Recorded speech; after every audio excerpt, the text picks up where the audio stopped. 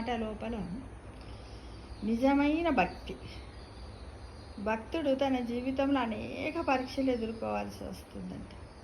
భగవంతుడు తనకు సన్నిహితంగా ఉన్నవారికి అనేక రకాలుగా పరీక్షిస్తాడట. మనం చాలామంది అంటారు, బట్ ఏం పూజలు చేస్తారు, చేసినా కూడా మనకి కష్టాలు అట్లే ఉన్నాయంట.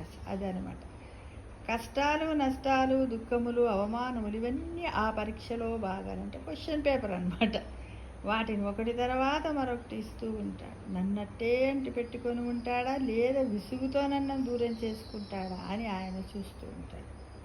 ఒకసారి పరీక్షలో పాస్ అయ్యాక మరొక పరీక్ష ఉండటం లేకపోవడం ఆయన ఇష్టం. కానీ ఒకసారి ఫెయిల్ అయ్యాక మాత్రం మళ్ళీ పరీక్ష పెట్టడం జరగదంట. ఎందుకంటే అప్పటికే మన సామర్థ్యం ఆయనకు తెలిసిపోతుంది కనుక. ఈ విషయం మనం చక్కగా గ్రహించి కష్టము నష్టములు వచ్చినప్పుడు దైవమును నిందించక, మరువక, విడువక ఆయనపై విశ్వాసముతో సహనం, ఓర్పు వహించాలి. అప్పుడే ఆయన తన అనుగ్రహాన్ని పుష్కలంగా అందిస్తాడు.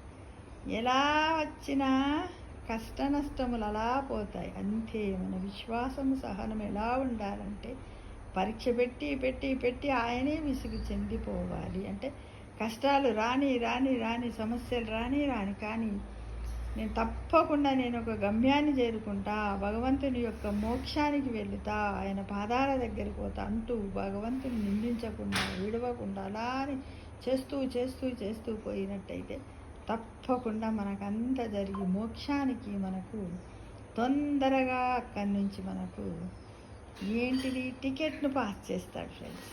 ఈ విషయం మాత్రం కరెక్ట్. మనం ఇప్పుడు ఒక ఎగ్జామ్లో పాస్ అయ్యాం, మళ్ళీ నెక్స్ట్ ఇంకో స్టెప్కి వెళ్తాము.